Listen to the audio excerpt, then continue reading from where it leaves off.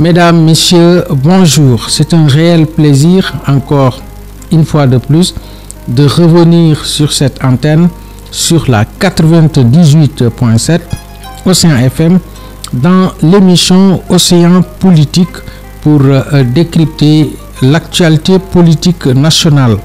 Je rappelle à nos chers auditeurs que cette émission qui s'appelle Océan Politique est réservée exclusivement à l'actualité politique nationale. Aujourd'hui, nous avons le plaisir de recevoir sur cette antenne Monsieur Moussa Niang. Bonjour, Monsieur Niang. Bonjour à tous. Vous pouvez prononcer des mots de salutation à nos chers auditeurs. Bonjour Abdou, bonjour à tous les membres de Océan FM, particulièrement aux auditeurs, auditrices de Océan Politique. Comme vous l'avez bien dit, moi aussi c'est un réel plaisir de venir participer à ce plateau dédié au décryptage d'actualité politique au niveau de notre pays. Ok. Alors, merci, M. Niang. On passe automatiquement à la présentation de l'invité, qui est Moussa Niang. Moussa Niang est un acteur de l'artisanat. Il est également un orfèvre talentueux, président de l'association des bijoutiers du Sénégal et aussi du comptoir national des artisans du Sénégal. L'artisanat et la transformation, M. Niang, vous avez... est-ce que vous avez quelque chose à ajouter sur cette brève présentation? Merci à vous, mais je vais revenir un peu sur la présentation. C'est vrai, je suis Moussa Niang, je suis un artisan bijoutier qui évolue dans le secteur de la bijouterie, mais actuellement je ne suis plus le président du bijoutier du Sénégal. J'étais le président du bijoutier du Sénégal de 2008 à 2019. Actuellement, l'Association nationale du bijoutier du Sénégal est présidée par M. Ibrahim Niang, qui est le président en exercice. D'ailleurs, je suis le président d'honneur de cette association. Mais en même temps, vous avez parlé du sous-secteur de l'artisanat, dont je suis aussi le président du patronat de l'artisanat, qui est appelé le Conseil national des artisans du Sénégal, qui regroupe des entreprises, des micro-entreprises qui évoluent dans le secteur de l'artisanat. Je pense que c'est un peu ça, une brève présentation de ma modeste personne. Ok. Vous avez créé également un mouvement politique. Comment s'appelle ce mouvement politique? Oui, j'ai créé un mouvement politique qui est appelé Debout And Liggéey DAL, qui sous-entend Debout du culte de la vérité, And du union, Liggéey, culture du travail, et DAL du sérénité. Donc ces quatre mots, Debout, la vérité, Liggéey, culture du travail, mais And aussi c'est l'union dans un espace calme qui est appelé DAL. Ce mouvement a été créé en 2017-2018 et nous avons eu à faire beaucoup d'événements, participer aux dernières élections. Nous avons participé aux dernières élections pour soutenir aussi le PASTEF. Ok, d'accord. Alors, et pourtant, le secteur dont vous intervenez était parti aux élections législatives. Les artisans avaient déposé pour participer aux élections législatives et que vous intervenez dans l'artisanat. Pourquoi vous avez retiré Oui, j'interviens dans le secteur de l'artisanat. Vous n'avez pas les mêmes objectifs? Vous n'aviez pas les mêmes objectifs? Bon, tout acteur du secteur de l'artisanat a comme objectif le développement du secteur de l'artisanat. qui sous-entend aussi le développement de notre pays, le Sénégal. C'est vrai qu'aux élections passées, il y avait des listes à connotation artisanale. Il y avait, je pense, M. Bandoso, qui avait un grand rassemblement des artisans du Sénégal. Il y avait aussi Doré Ligue Kali, dirigé par M. Issa Dieye. Il y avait aussi d'autres qui ont eu à vouloir y participer, mais malheureusement qui ont été un peu recalés. Parce qu'il y avait des ronds-points, je pense. Il y avait aussi Taho Artisanat. Tout à fait. Mais c'était les deux listes qui ont eu à participer, Doré Ligue Kali et Grand Rassemblement des Artisans. Moi, j'ai participé en tant qu'artisan, en tant qu'acteur politique au niveau des élections législatives, parce que j'ai fait campagne chez les artisans, j'ai fait campagne sur le Sénégalais lambda pour faire voter une liste qui était la liste dirigée par M. Ousmane Sonko, qui est le Premier ministre. Okay. Parce que je croyais à une vision, je croyais à un homme qui a eu à dire ses préoccupations par rapport à ce secteur de l'artisanat, qui a eu à développer des stratégies endogènes pour une souveraineté nationale qui repose sur un secteur privé fort. Et nous, en tant que Conseil national des artisans du Sénégal, nous avons toujours opté pour dire que nous sommes le secteur privé de proximité. Nous sommes le secteur privé qui regroupe des micro-entreprises, des petites entreprises, et des entreprises qui doivent participer à l'éradication de la pauvreté au Sénégal, qui doivent être ce pourvoyeur d'emploi. Et comme vous le savez, le dernier recensement de la population l'a bien dit, nous avons une population pratiquement jeune, à 50% qui ont moins de 19 ans et pratiquement 70% qui ont moins de 35 ans. Donc nous avons un rôle important à jouer ce secteur de l'artisanat en les poussant, en les boostant pour une migration vers des petites entreprises, des petites industries pour donner de l'emploi à nos jeunes qui désertent déjà notre cher pays. Donc pour dire vrai, nous sommes la solution pour éradiquer la pauvreté, pour être un régulateur social.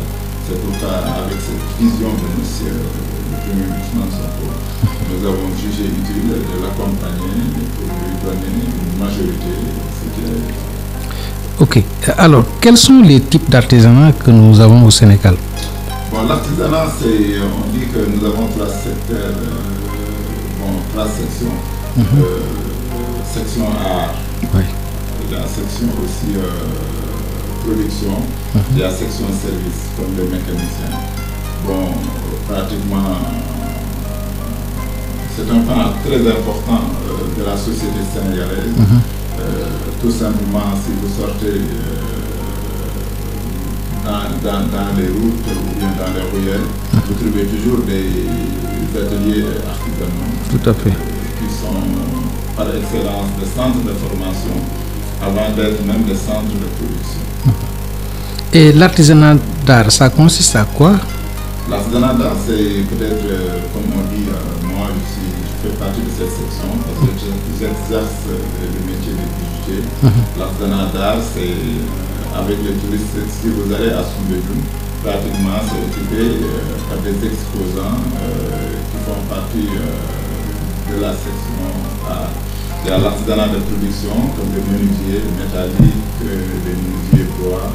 Ça, c'est des artisans qui produisent peut-être l'ameublement, etc. Okay. Il y a aussi l'artisanat de services qui offre les services comme nos amis mécaniciens qui offrent des services. Il y a aussi peut-être les gens qui actuellement réparent nos portables. Ils offrent des services. Des services. Des artisans de services. Ok, ça c'est important. Et l'artisanat utilitaire? L'artisanat est tout à fait utilitaire parce que tout simplement, si on dit l'artisanat de production, vous savez, l'artisanat, c'est un secteur transversal. Dans chaque pan de la société, vous trouverez des artisans qui viennent accompagner ce secteur. Quand on parle d'agriculture, exemple, aujourd'hui on parle beaucoup d'agriculture, mais l'artisanat est au devant et à la fin de l'agriculture. Tout à fait. Parce qu'au devant, c'est l'artisan qui fabrique ces machines, ces équipements qui font les semis, ces équipements qui aident le cultivateur à amoindrir la pénibilité de son métier.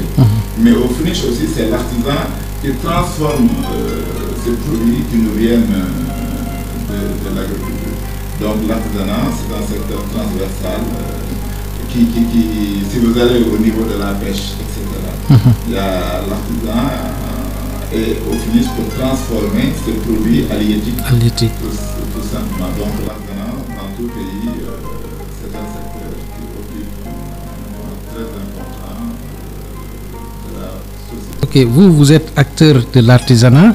Alors, quels sont les problèmes que vous rencontrez? Quels sont les problèmes réels de l'artisanat au Sénégal? Bon, nous avons des problèmes quand même, nous avons des contraintes peut-être. Déjà, c'est la maîtrise des données de l'artisanat. Donc, je pense qu'il y a des réformes qui doivent être faites sur des structures qui gravitent autour de l'artisanat comme les chambres de métiers. Actuellement, il faut aller vers des réformes des chambres de métiers pour les faire des chambres pivots qui peuvent aider, qui peuvent donner des services plus accrus aux artisans. Avoir des chambres aussi attractives pour l'inscription de tous les artisans aux dites chambres. Je pense que là, il faut une cartographie aussi, il faut aller vers un recensement exhaustif pour maîtriser les données de tous les artisans du Sénégal. Il faut aller aussi vers l'accessibilité aux matières d'œuvre, parce qu'il y a des artisans comme les bijoutiers qui n'ont pas accès à leurs matières d'œuvre. Il y en a d'autres, comme l'or du Sénégal. Vous savez, nous sommes dans un pays minier, tout à fait, qui exploite de l'or. De l'or est extrait dans notre sous-sol, la région orientale. Mais malheureusement, les bijoutiers n'ont pas accès à cet or, qui est tout à fait un paradoxe. Donc il faut un accès aux matières premières, mais il faut aussi une bonne formation et un renforcement de capacité perpétuelle, c'est-à-dire pour après le produit aussi, il faut labelliser ces produits, aller aussi à normaliser nos produits pour les labelliser. Il faut des produits labellisés, mais le Sénégal accompagner ces artisans à labelliser leurs produits. En plus de ça, il faut aller vers une bonne compétitivité, aller vers la pénétration d'autres marchés, parce que nous sommes dans des zones communautaires. Il y a la ZLECAf, la zone de libre-échange économique africaine. Si nous ne parvenons pas à accompagner nos entreprises, nos micro-entreprises pour plus de productivité, nous allons être un pays de consommateurs de produits d'ailleurs. Donc il faut aller vers l'accompagnement de ces entreprises pour plus de compétitivité, mais plus de productivité aussi. Je pense que ça, le label Sénégal doit être exportable. Tout à fait.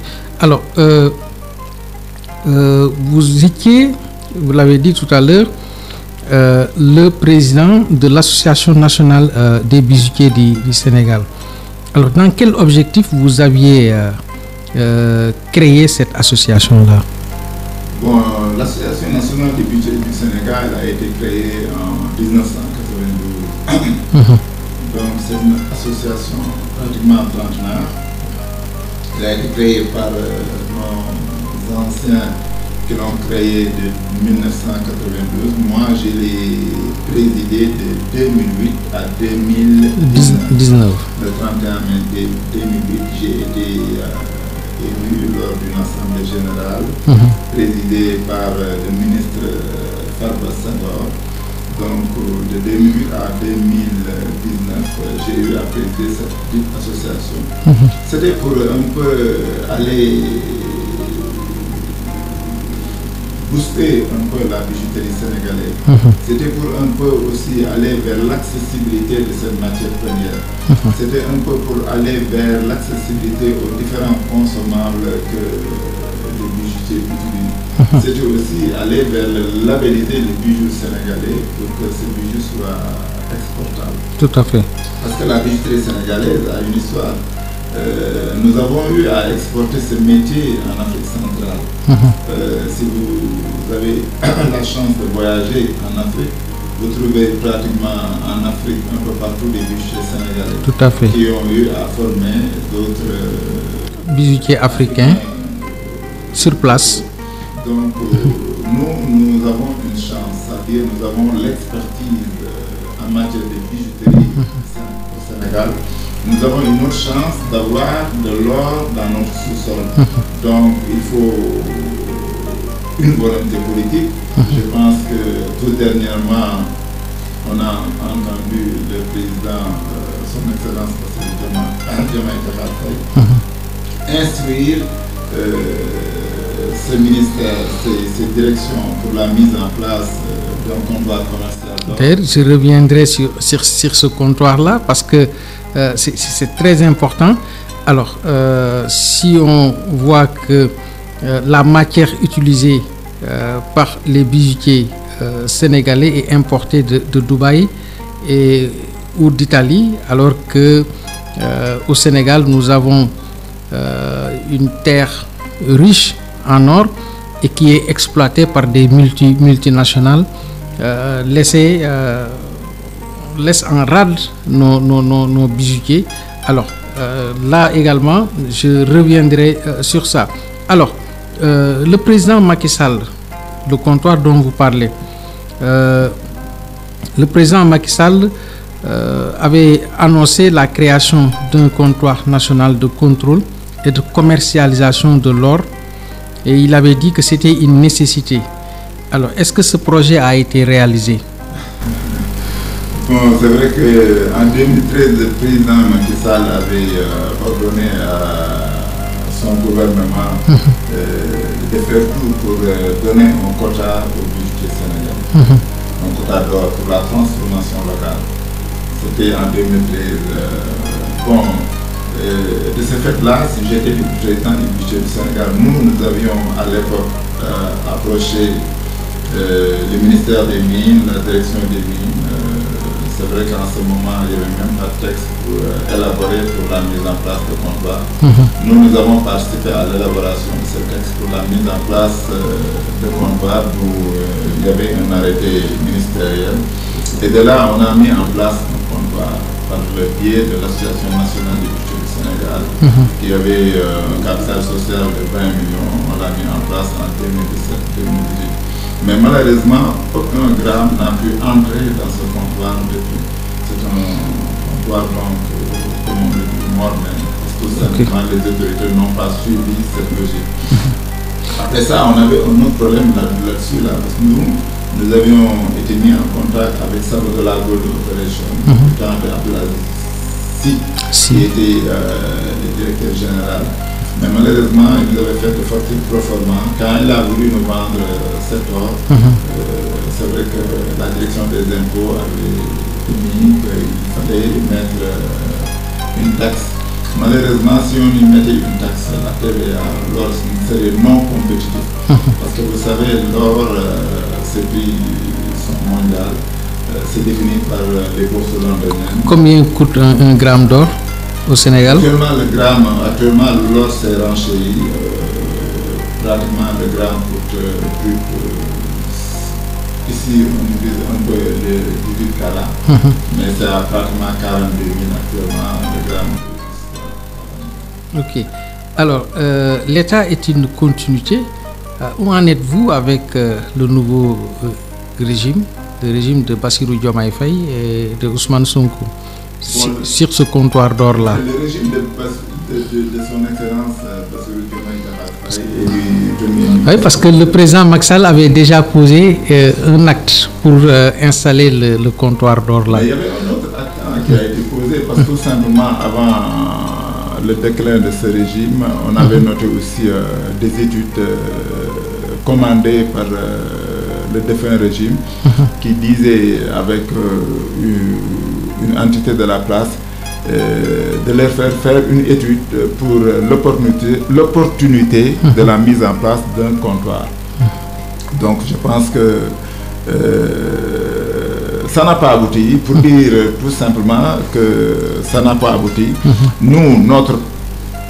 Nous avons fait notre rôle, les bijoutiers, on a mis en place un comptoir qui est actuellement sur place à son bulletin, mais malheureusement, il n'y a aucun gramme d'or, aucun circuit officiel sécurisé pour faire entrer de l'or dans ce comptoir. Oui. Mais est-ce que vous trouvez ça normal, un pays qui exploite de l'or, alors ses propres fils travaillent dans ce secteur-là et n'arrivent pas à avoir cet or-là pour mieux booster ce secteur-là?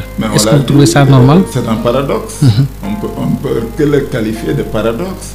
Comment on peut avoir des fils qui maîtrisent l'expertise de transformer l'or en produit labellisé Made in Sénégal? Tout à fait. Mais malheureusement qui n'ont pas pu accéder à cet or.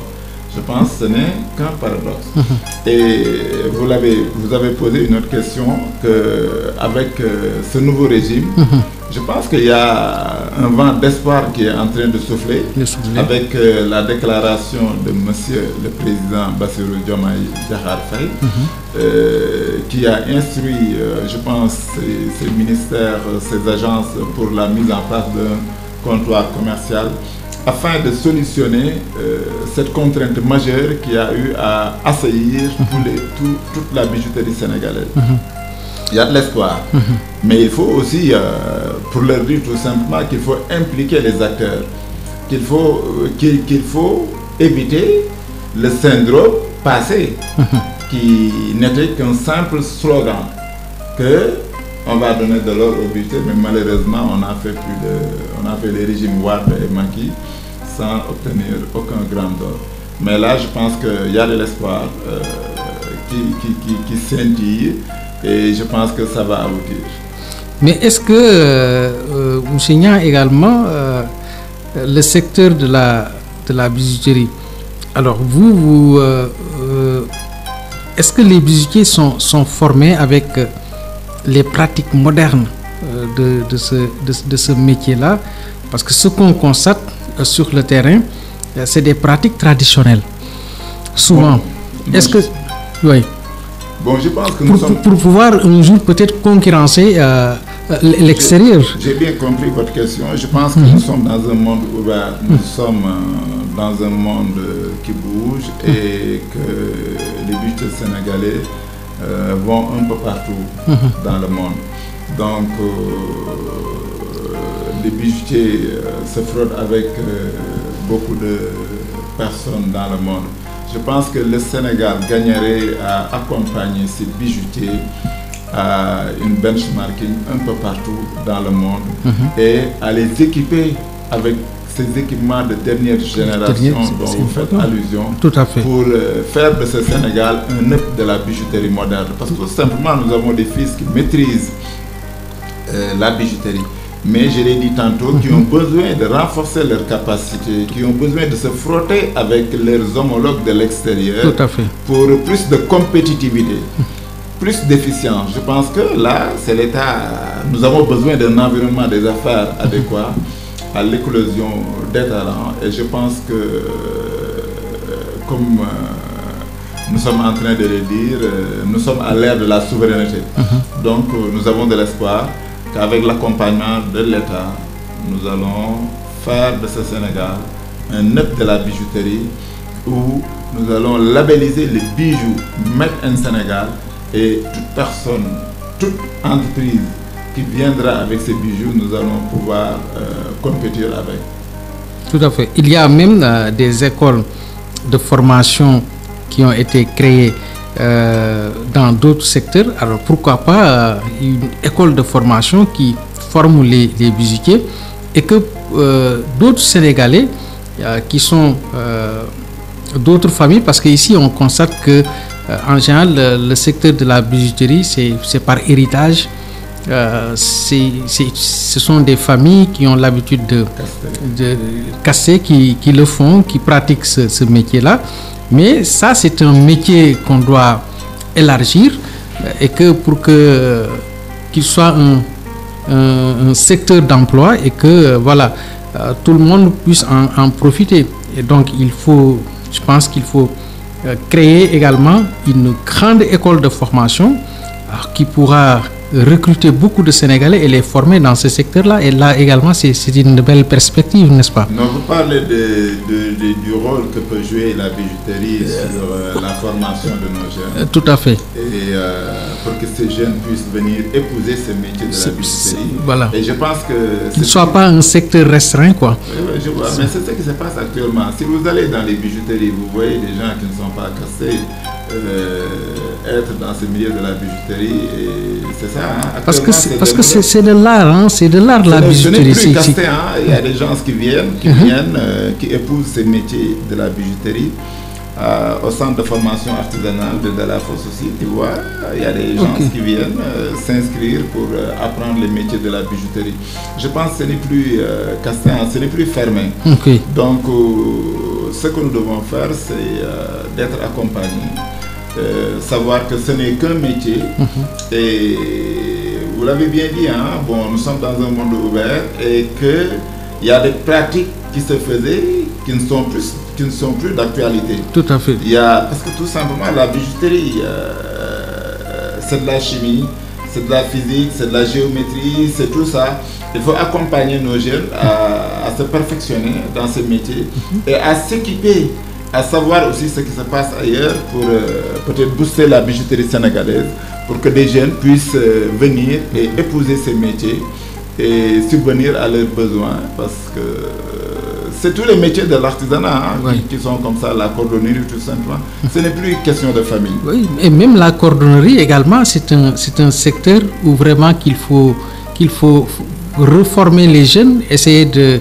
Parce que c'est un secteur pourvoyeur d'emploi énorme. Je pense que bon, le gouvernement y est, parce que y a des filières qui ont été choisies. Je pense qu'il y a la filière cuir et peau, la cordonnerie, qui a été choisie pour peut-être jouer ce rôle pivot pour accompagner nos jeunes. Parce que nous avons un problème d'insertion de nos jeunes. Tout à fait. L'artisanat peut jouer un grand rôle. Parce que tout simplement, avec le dernier recensement de l'ANSD, on avait dit que sur 407 882 entreprises recensées, il y avait 121 000 entreprises du secteur de l'informel. Et notre économie, comme on l'avait dit aussi, il y a 97% de notre économie est portée par ce secteur informel, comme on dit. Mais la quasi-totalité, c'est les artisans. Comment faire pour faire migrer? Parce que tout simplement, si on compte ces artisans, on les considère désormais comme des entreprises. C'est pourquoi nous, à l'époque, en 2017-2018, nous avons mis en place le Conseil national des artisans du Sénégal, communément appelé le patronat de l'artisanat, qui vise à regrouper des petites entreprises, des micro-entreprises, pour incarner ce secteur privé local, pour incarner ce secteur privé de proximité, avec l'érection de cette vision 2050 en 8 pôles. Actuellement, il y a l'érection du Sénégal en 8 pôles. En 8 pôles, donc tout à fait. C'est un peu montrer qu'il faut aller vers ces entreprises de proximité, les pousser, les faire migrer vers des entreprises citoyennes, des entreprises qui emploient, des entreprises aussi qui font élargir cette assiette fiscale, la création de richesses. Je pense que cette vision 2050 vient recouper un peu notre vision que nous avions à l'époque, de dire que il faut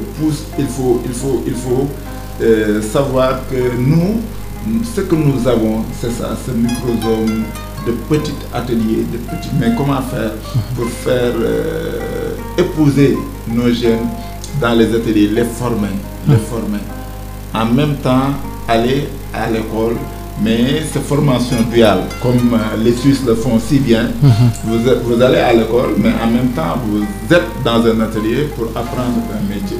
Pour pratiquer. Alors, mais M. Niang, on a constaté, parce que Senghor, le premier président du Sénégal, Léopold Sédar Senghor, avait créé des villages artisanaux.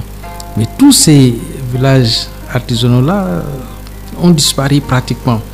Alors, est-ce qu'il n'est pas temps encore de revaloriser ces villages artisanaux-là pour pouvoir au moins booster un peu, parce que même le tourisme, n'est-ce pas? C'est vrai que, comme vous le dites si bien, je pense que vous parlez du délabrement de nos villages artisanaux. Ils ont été complètement laissés en rade. Justement, et que peut-être ces chambres... Et pourtant, c'était des points d'attraction et que les gens venaient et que même les artisans essayaient de produire, de créer des choses et que ça fait... Vous parlez du délabrement des villages artisanaux, tout à fait. Mais aussi du rôle que devaient jouer ces villages artisanaux, mais aussi du rôle que devaient jouer ces chambres de métiers. C'est pourquoi tout à fait au début, je disais qu'il faut aller vers des réformes profondes pour réformer nos chambres de métiers. Okay. Il faut les réformer pour que ces chambres de métiers puissent être des chambres attractives. Qui dit attractive dit appropriation par les acteurs de ces chambres. Tout à fait. Mais dit aussi aller vers l'extérieur et faire venir des touristes pour qu'ils viennent voir ce que nos artisans peuvent leur montrer. Je pense que c'est un rôle à jouer. Mais il faut aller plus loin. Repenser l'artisanat. Parce que tout simplement, si vous allez dans des pays comme le Maroc, vous avez des maisons d'artisanat. Tout à fait. Des maisons modernes d'artisanat, des immeubles. Et accompagner ces artisans pour leur dire que désormais, vous êtes des entreprises. Vous devez marcher comme des entreprises. Vous devez fonctionner comme des entreprises. Vous devez avoir des entreprises qui recrutent, qui emploient des jeunes, qui forment des jeunes. Parce que nous avons aussi un problème de qualification de nos jeunes.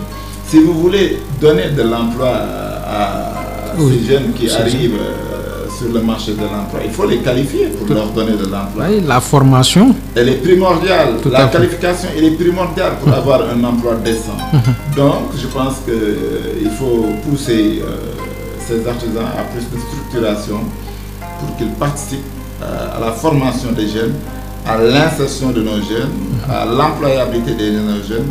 Je pense que si on parvient à le faire, comme je l'ai dit tantôt, l'artisanat peut participer à l'éradication de la pauvreté. De la pauvreté, tout à fait. Alors, donc, on attend des réformes profondes dans ce secteur, mais il faut que l'État également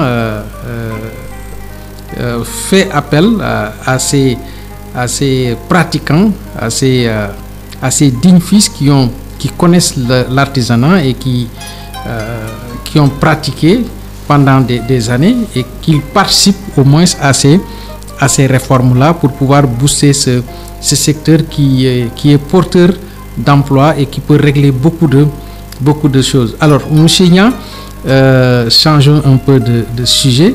Alors, on va parler un peu de politique. Ou bien vous avez un dernier mot à lancer pour ce secteur-là, le secteur de l'artisanat? Vous l'avez dit, hein, vous l'avez si bien dit. Il nous faut un management fort, un management de ce secteur. Je pense qu'en haut, on l'a su. Le président de la République est allé visiter Soumbédioune pour s'enquérir de ce qui se passe. Tout à fait. Le Premier ministre, avant même son élection, a eu toujours à prôner l'artisanat, à porter l'artisanat. Comment il s'habille, c'est l'artisanat. Donc, nous avons des dignes ambassadeurs de l'artisanat. Tout à fait. Je pense qu'ils ont une volonté réelle de faire bouger les choses de manière positive. Donc, il faut faire appel aussi à nous, acteurs, à s'organiser, à s'approprier ces différents politiques. Parce que quand on parle de secteur privé, nous sommes un secteur privé. Tout à fait. Je pense qu'il y a un événement qui s'est passé récemment avec les 3 jours du forum des PME. Des PME. Il y a avec l'ouverture de ce salon, je pense que le Premier ministre l'a bien dit. Il nous faut un secteur privé fort.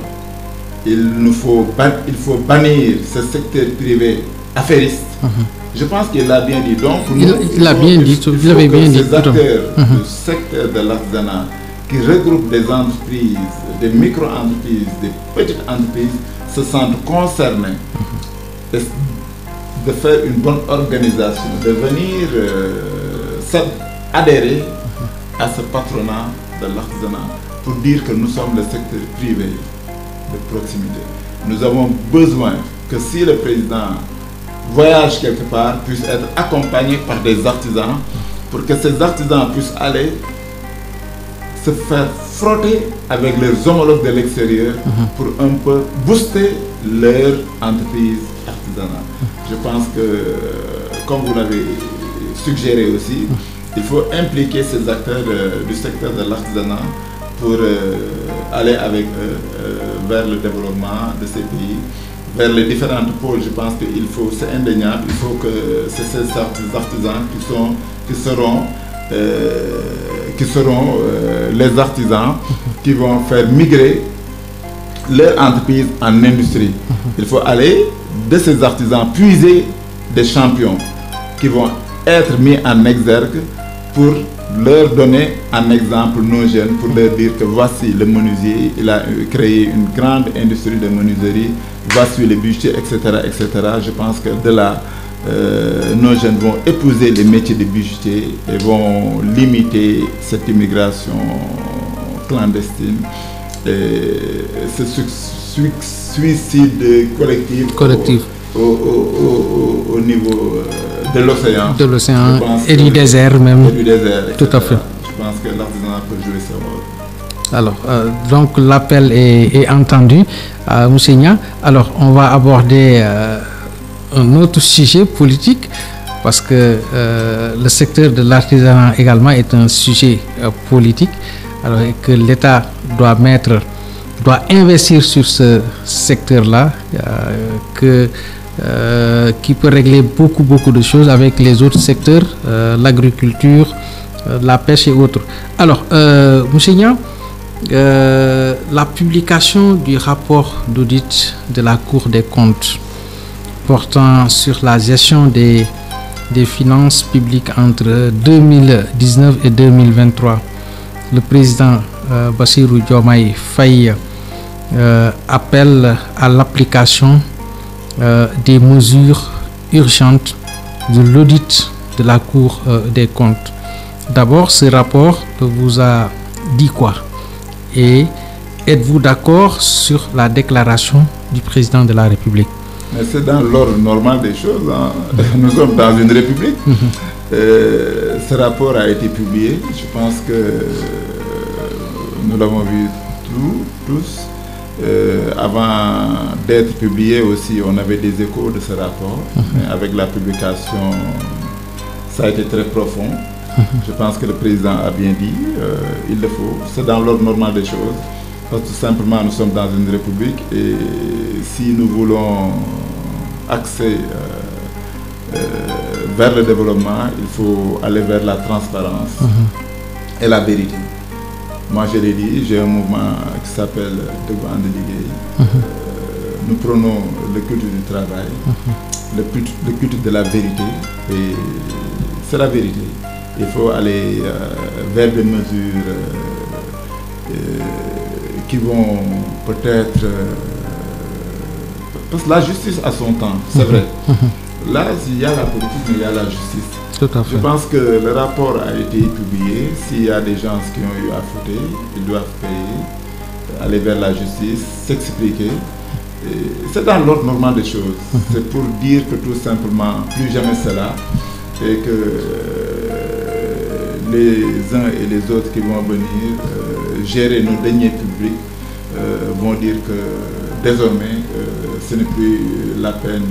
Il faut que je me limite à ce qu'on me donne comme module et laisser les deniers pour la population sénégalaise. Okay. Les Sénégalais également demandent à l'État d'aller jusqu'au bout. N'est-ce pas une demande sociale qu'il faut appliquer? Mais c'est normal, c'est dans l'ordre normal des choses.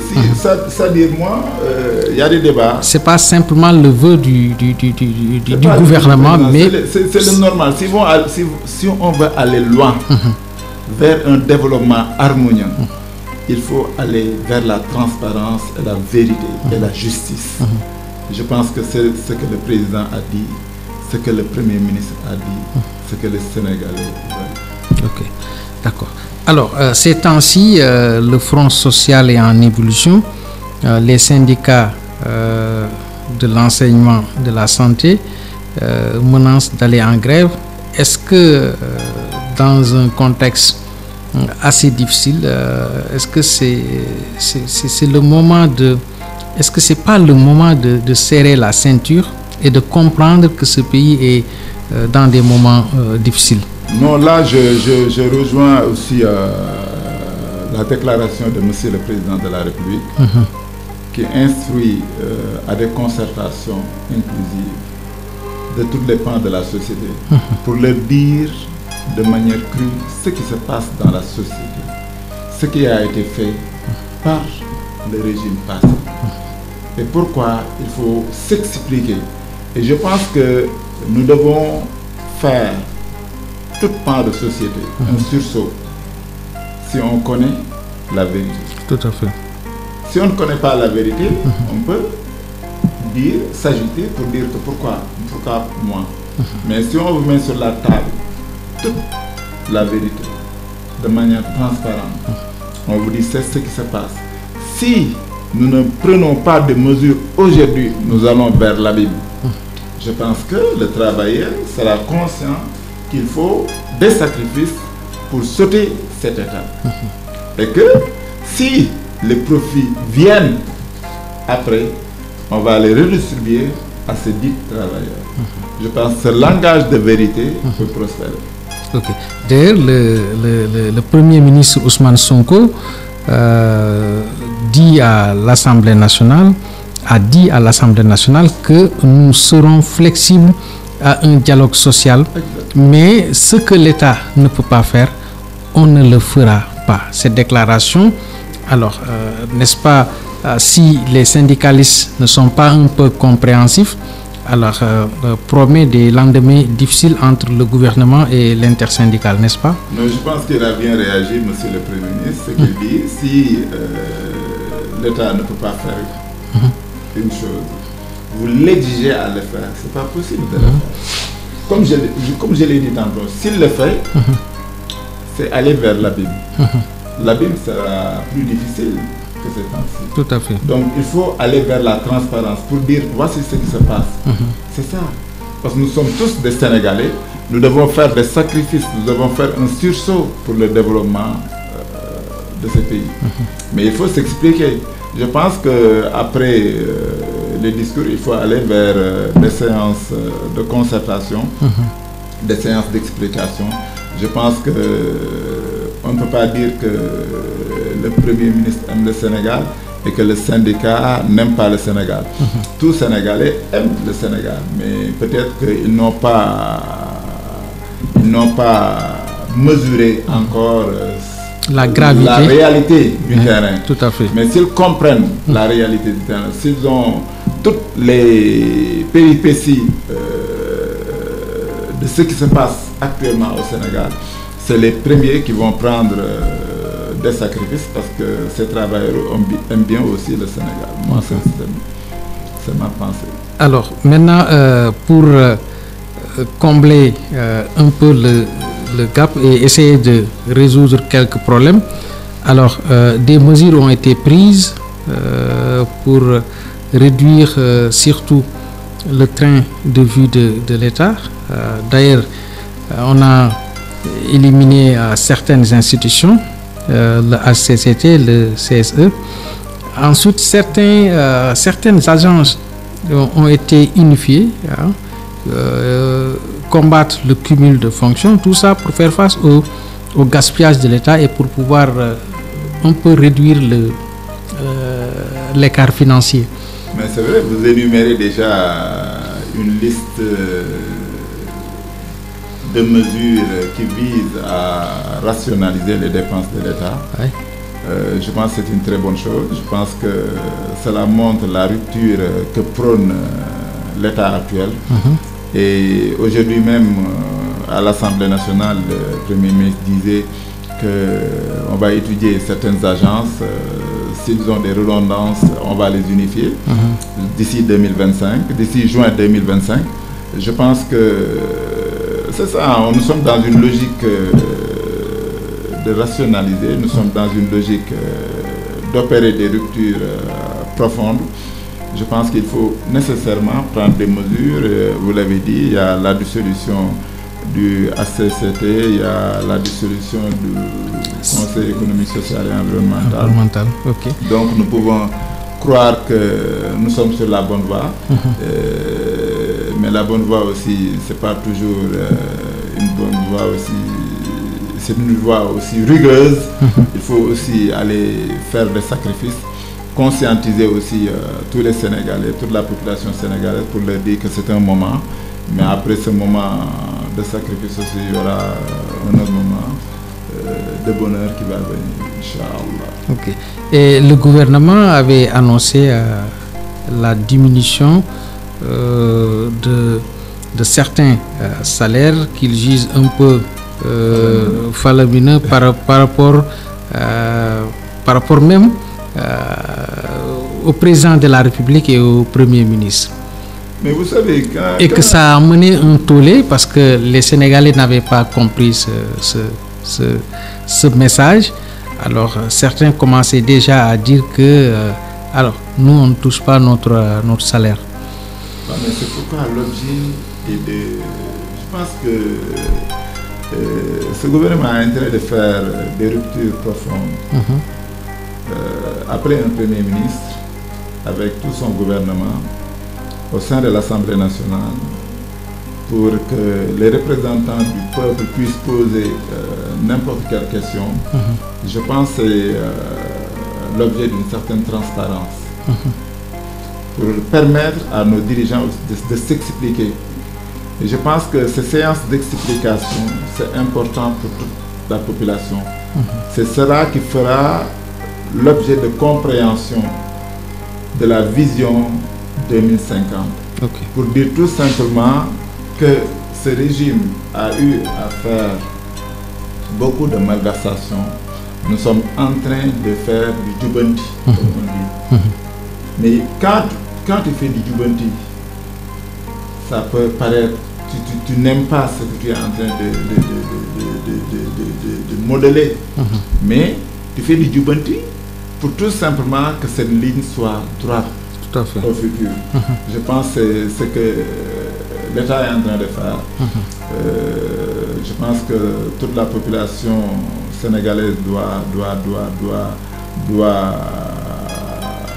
s'arc-bouter sur cet État et que comme nous avons un État transparent, je pense que si on leur explique davantage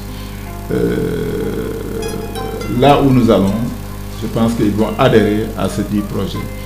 Il y aura toujours aussi des gens qui ne voudront pas que ce projet aille de l'avant, mais c'est aux acteurs, au secteur privé, aux syndicats d'être explicites pour leur dire tout simplement que c'est leur propre bien que nous faisons ce dit sacrifice. Et au finish aussi, les retombées vont être redistribuées à toute la population sénégalaise. Ok.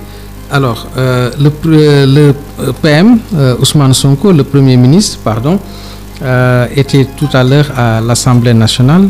Il a fait appel à la création de fonds secrets pour régler certaines urgences en remplacement du fonds noir qui a été largement laissé à la disposition du président de la République qui doit en faire ce qu'il veut.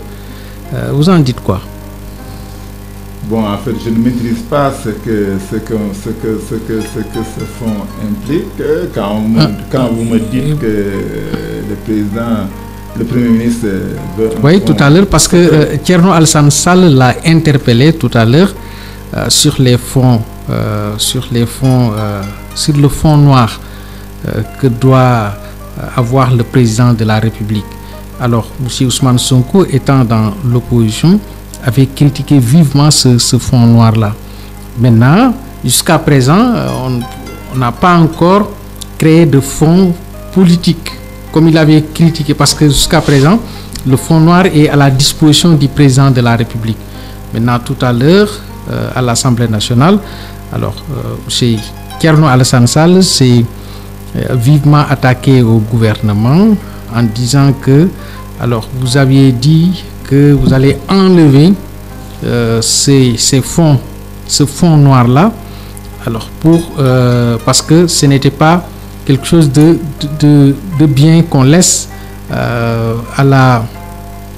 qu'on laisse largement la loisibilité, n'est-ce pas? Si je me nomme, si je me trompe. Non, le problème est que monsieur le Premier ministre, ce qu'il a dit en répondant... La liberté, pardon, vous m'excusez, la liberté au président de la République d'en faire ce qu'il veut. Maintenant, M. Ousmane Sonko l'a répondu en disant que certainement on ne parlera plus de fonds politiques, mais on va parler de fonds secrets qui serviront simplement alors de régler certaines urgences. J'ai bien compris la question, c'est-à-dire le président Ousmane Sonko a bien répondu à l'honorable député Thierno Alassane Sall, parce que tout simplement l'honorable député disait que c'est M. Ousmane Sonko qui disait que ce fonds est arabe. Le Premier ministre a dit qu'il n'a jamais dit ça. Oui. Il ne l'a jamais dit. Donc peut-être ils vont réformer ce fonds qui existe déjà. Mais comme je l'ai dit tantôt, je ne maîtrise pas la proposition qu'ils feront de ce fonds pour dire que ça sera bien ou non. Okay. Déjà le fait de dire que je vais réformer ce fonds à plus d'efficacité, à plus de transparence, déjà c'est quelque chose. Comme nous savons tous, il y a des dépenses secrètes, des urgences qui seront, on va développer des mécanismes qui feront de telle sorte que ce sont des dépenses urgentes qui se feront avec ces fonds. Donc c'est ce que je peux dire pour l'instant sur ce fonds, mais je pense que c'est déjà une bonne chose, c'est déjà une avancée de dire que nous allons réformer ce fonds pour plus de transparence, mais quand on parle de secret aussi, il y a des fonds qui ne peuvent pas être étalés sur la place publique. Tout à fait. Alors, la modernisation de la fonction publique, la digitalisation doit se faire rapidement, n'est-ce pas, pour être au diapason des réalités modernes? Si nous sommes à l'ère de la numérisation, nous sommes à l'ère de la digitalisation. Je pense que nous avons un ministre, M. Alassane Sall, qui s'occupe de ça, qui est un expert dans ce domaine. Je pense que le Sénégal gagnerait à aller plus vite parce que nous sommes dans un monde ouvert, il n'y a plus de frontières, donc nous sommes à l'ère numérique. Si nous n'accélérions pas, non pas pour aller vers cette digitalisation, vers le numérique, parce que le numérique tout simplement peut apporter beaucoup d'emplois à nos jeunes. Aussi, c'est un secteur qui peut beaucoup apporter à ce pays. Je pense que nous avons des jeunes, il faut les orienter vers ce secteur numérique pour qu'ils puissent s'approprier ce numérique pour nous accompagner à plus de développement. Tout à fait.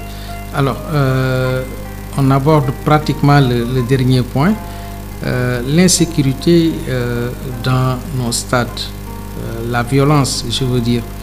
Alors, le ministre de l'Intérieur a pris une décision qui semble être brusque pour dire de ne plus sécuriser les combats de lutte jusqu'à nouvel ordre. Quelle analyse faites-vous sur ça? Bon, une analyse difficile parce que tout simplement, moi j'habite la banlieue.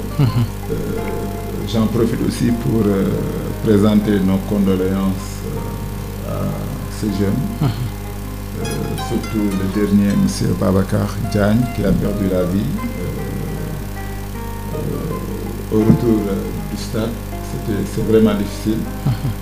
Et je pense que c'est difficile d'ailleurs parce que c'est vrai qu'il faut aller aussi, je pense, vers la réforme de nos galas de lutte. Il faut oser aller vers une réforme profonde, s'asseoir avec les acteurs pour voir comment on peut réformer ce sport qui nous est cher. Tout simplement, la lutte aussi, c'est le sport de chez nous. Mais il faut l'organiser. Parce qu'on ne peut pas continuer à perdre des vies comme ça, des jeunes à fleur d'âge, des soutiens de famille, tout ça c'est très difficile. Je pense que le ministre de l'Intérieur l'a dit, il a pris une décision, parce que tout simplement, je pense que c'était difficile, il fallait prendre une décision. Et je pense que les acteurs vont s'asseoir avec le ministre de l'Intérieur, l'État, pour voir les moyens, les voies et moyens pour décanter cette situation. Mais quand même, c'est difficile. Okay. Non seulement il y a de l'insécurité au niveau du stade, mais aussi aux alentours. Quand il y a combat de lutte, alors les habitants qui ont peur, les habitants qui habitent les commerces, tout est paralysé, tout est à l'arrêt, et ça c'est pas normal dans un pays vraiment qui se il faut aller vers des concertations, entre et l'État, parce que les États maîtrisent ce qu'est la sécurité. Nous avons des experts en sécurité. Ils vont s'asseoir autour d'une table, voir des mécanismes pour peut-être sauvegarder ce sport. Ok. Et les combats de lutte qui étaient organisés de 15h à 19h, maintenant ça tire à longueur vers 23h. Alors là également, il y a un problème de planning qu'il faut régler pour pouvoir au moins sécuriser cette zone, surtout les habitants qui habitent autour de l'estade, de l'arène nationale, pardon. Alors, M. Niang, le dernier point, la recrudescence des accidents. Selon vous, c'est dû à quoi? Bon, la recrudescence des accidents, je pense qu'il y a beaucoup de facteurs qui expliquent cette recrudescence des acteurs. Mais le premier point, pratiquement, c'est la discipline. Il faut s'autodiscipliner. Quand on parle de discipline, il faut aussi oser prendre des mesures fortes pour dissuader ces indisciplinés qui tuent à longueur de journée. Donc il faut discipliner, respecter le code de la route. Parce que tout simplement, il y a des accidents qui ont été notés récemment. Des conducteurs qui avoisinent 217 km à l'heure dans nos autoroutes. C'est pratiquement de l'indiscipline. Au niveau du VDN, des jeunes pratiquement ivres qui sortent de la route pour aller heurter une personne qui est sur le trottoir. Tout à fait. Tout ça, il faut aller vers une discipline. C'est vrai qu'on nous parlait des permis à points. Je pense que c'est vrai que comme on le dit, jubanti mënul ñàkk la. Tout à fait. Il faut aller vers jubanti secteur yu bari. C'est dans notre intérêt, nous tous, les populations. Parce que tout simplement, qui dit que je ne prends pas ce jubanti-là, dafa fekk mbir mi laalu la. C'est pratiquement, tu vois des familles qui se lèvent On va leur dire que 5 de votre famille viennent de nous quitter grâce à un conducteur véreux. C'est vraiment difficile. Nous en profitons pour leur présenter toutes nos condoléances et que ces disparus puissent être accueillis au paradis de Firdaus. Tout à fait. Alors, et la toute dernière question, l'avènement de Jakarta à Dakar. Bon, on a commencé un processus à les organiser, à les identifier. Il le faut, parce que tout simplement, il y a une série d'agressions qui est causée par du Jakarta. Il y a des organisations quand même de Jakartaman qui ont commencé à s'organiser, à créer des tchak-tchak pour qu'on puisse les identifier. Mais aussi, il faut aussi réfléchir sur... parce que tout simplement, il y a beaucoup de Jakarta qui exercent le métier de transport.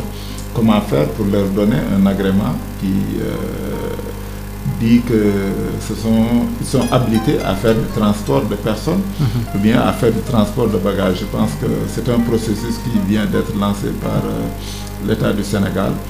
Mais il faut aller un peu loin pour sécuriser les citoyens sénégalais, parce que si tu exerces le métier de transporteur, je pense que la personne transportée aussi doit être assurée. Il y a beaucoup quand même, on voit aussi une série d'agressions des Jakarta qui profitent de leur anonymat, qui agressent les personnes aux alentours des commerces ou des banques, etc. Tout ça, il faut les bien identifier.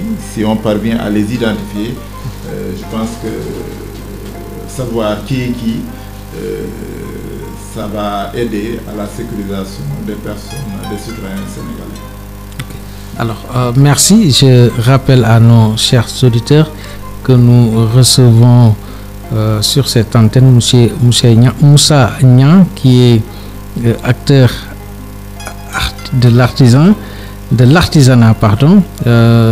qui fait partie des acteurs de l'artisanat au Sénégal. Alors, Moussa Niang, votre dernier mot? Bon, on vous remercie de plateau que vous m'avez offert pour échanger sur l'actualité politique, sur l'artisanat. J'en profite aussi pour saluer, remercier aussi Océan FM, remercier aussi les artisans, remercier aussi le peuple sénégalais,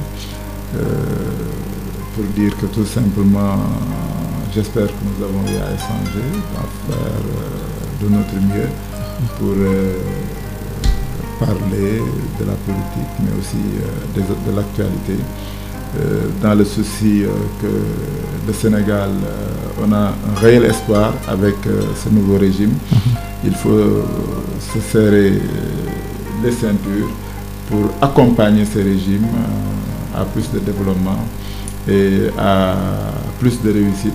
Et je pense que c'est un moment fort à ne pas rater, un tournant décisif à ne pas rater. Voilà, merci M. Niang d'être là pour discuter avec nous sur les faits saillants de l'actualité politique nationale. Tout le personnel d'Océan FM vous remercie. Merci à nos chers auditeurs qui nous suivent sur la 98.7. Merci aux techniciens Massaer Gaye et Ibrahim Diop. Merci au directeur de la radio, chez Abdoulaye Diop. À la présentation de votre émission, votre ami et frère Abdou Diouf. À dimanche prochain pour un autre invité. Merci, M. Niang.